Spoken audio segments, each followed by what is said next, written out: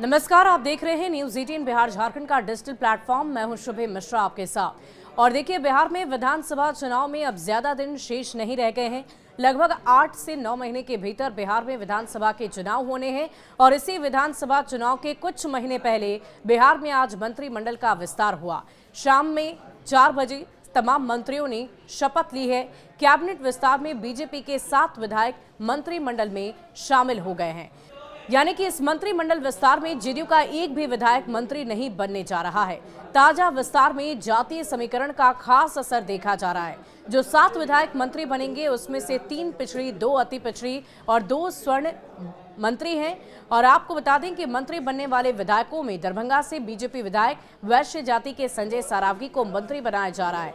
दरभंगा के जाले से विधायक जीवेश मिश्र को मंत्रिमंडल में जगह दी गई है।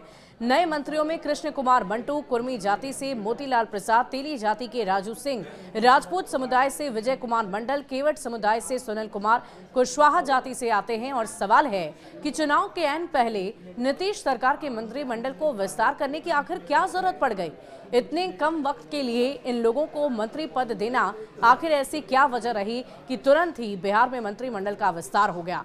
दरअसल बिहार में मंत्रिमंडल विस्तार काफी समय से लंबित चला आ रहा था, टलता जा रहा था। 11 से 12 महीनों में ये अटकलें लगाई जा रही थी कि जल्द से जल्द कैबिनेट का विस्तार हो जाएगा, लेकिन अभी हाल ही में चर्चा हुई कि अब जाकर मंत्रिमंडल का विस्तार खरमास के बाद होगा। और अब खरमास बीत गया, 1.5 महीने के वक्त बीत गए और अब बजट सत्र भी आने ही वाला है।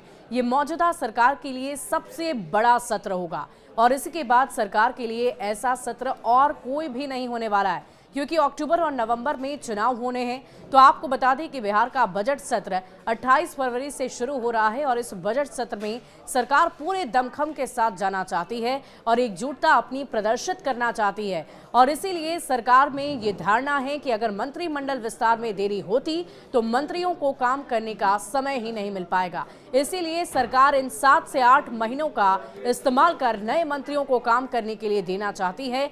ये मंत्रिमंडल विस्तार कई मायनों में बहुत ही खास है। खरमास से पहले इसे किया जाना था, लेकिन नीतीश कुमार प्रगति यात्रा पर चले गए और ये चर्चा होने लगी थी कि प्रगति यात्रा खत्म होने के बाद ही कुछ हो पाएगा, क्योंकि बिहार के मुख्यमंत्री नीतीश कुमार को इसके लिए समय नहीं मिल पा रहा था। लेकिन जब मंगलवार को बीजेपी के राष्ट्रीय अध्यक्ष जेपी नड्डा पटना पहुंचे, नीतीश कुमार से उनकी मुलाकात हुई और नामों पर सहमति बन गई और आखिरकार मंत्रिमंडल का विस्तार हो गया। उन्होंने कहा कि इस विस्तार में क्षेत्रीय संतुलन का खास ख्याल रखा गया है। बिहार में कुर्मी को जेडीयू का वोट माना जाता है, लेकिन बीजेपी ने इस बार कुर्मी मंटू पटेल को मंत्री पद का मौका दिया है। सम्राट चौधरी के रूप में कुशवाहा समुदाय का नेतृत्व पहले से ही मंत्रिमंडल में है, लेकिन एक और कुशवाहा सुनील कुमार को भी मौका दे दिया गया है। इस तरह से बीजेपी ने लव कुश दोनों ही समीकरण को साधने की पूरी कोशिश की है। आपको बता दें कि बिहार के मुख्यमंत्री नीतीश कुमार के कोर वोटर्स लव कुश ही माने जाते हैं और इसीलिए इन कोर वोटर्स को साधने के साथ साथ मिथिलांचल के बड़े क्षेत्र को साधने की भी पूरी तैयारी की गई, जिसके अंतर्गत जीवेश मिश्रा और साथ ही साथ अन्य लोगों को मंत्री बनाया गया ताकि वहां के लोगों को अपनी ओर आकर्षित किया जा सके। अब इन 7 मंत्रियों के पास महज 7 से 8 महीने का वक्त है और इसी 7 से 8 महीने के भीतर उन्हें जनता को अपनी ओर आकर्षित करना है, उन्हें अपना काम करके दिखाना है, ताकि जनता भी पूरे भरोसे के साथ एनडीए की गारंटी पर विश्वास कर सके और उन्हें एक बार फिर से बिहार विधानसभा तक पहुंचा सके, मंत्री पद तक पहुंचा सके। लेकिन एक सोची समझी रणनीति के तहत बिहार में मंत्रिमंडल का विस्तार किया गया है, जिसमें जातीय और क्षेत्रीय समीकरण का खास ख्याल रखा गया है। शुक्रिया।